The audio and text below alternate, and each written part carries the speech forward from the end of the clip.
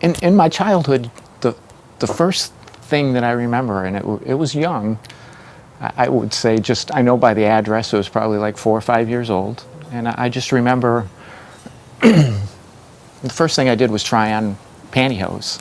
And, you know, it just felt so good. It was awesome. And I knew that it wasn't what I was supposed to be doing.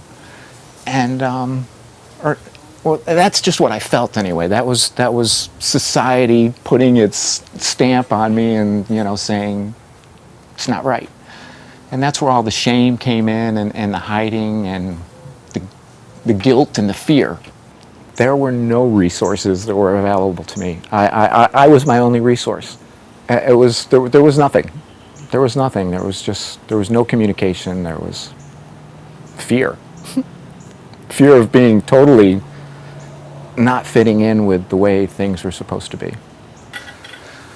The day that my wife found my clothes, up until that point, no one knew. The best thing that could have possibly happened to me at that point was that someone found out, that I was able to finally get that load off my chest and talk to people about it. Because that was the one thing. I mean, I was talking to people at that point, but they were other trans people. I wasn't really talking, or trans-friendly people. I wasn't talking to family members. I wasn't talking to doctors. I wasn't talking to anybody that might actually help me in a different kind of way other than people who knew what I was going through. But my world came crashing down that same day. There was a huge relief, you know, that, oh my gosh, 40 plus years of secret, it's finally out there. I can talk about it, at least to one person. And, but at the same time, it brought my whole family's world crashing down, my world crashing down. It was just the bottom of the barrel at the same time. Just how are we going to deal with it? You know, my wife was just mortified. She compared it as a grieving process further on down the road as to me being dead, because that person that she had married was no longer here. And as soon as I came to the point where I'm like, okay, this is the way I'm going to be,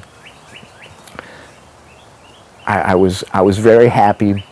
I felt great. I knew that this was how I had to be, but there was also a huge guilt that came along because I knew that I had let my family down, how my kids were going to deal with it, how that was going to affect them. And I was willing to lose everything. But in the end, I didn't lose anything. My family's still there. My kids are still there. They still talk to me. I live with them. You know, I go back and forth to work. There's acceptance there.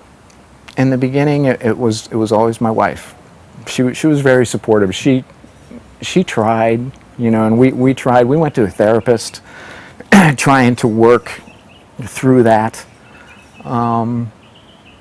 We got involved in the Tri-S down in Fort Myers, where she and I would go to the meetings and speak to other couples that, you know, were going through the same thing.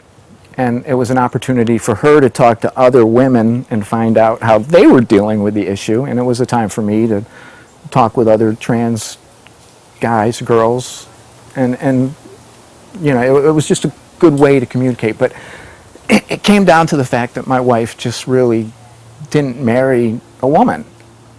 And, you know, she's always tried, she has supported me. You know, once it was out, she realized that, oh my God, you know, she is going to do this. And she tried to make me the best that I could be, actually. You know, she helped me with outfits, she helped me with makeup, she'd help me with hair, she'd help me with all, you know, she still comes home, you know, with a new shirt, you know, like this and stuff like that. So it was her. And I will always be grateful to her for that. So the kids are getting older. My wife is doing her thing, although we're still, you know, communicating and talking every day. I want to nurture my relationships and just keep them going, and keep on spreading awareness and being out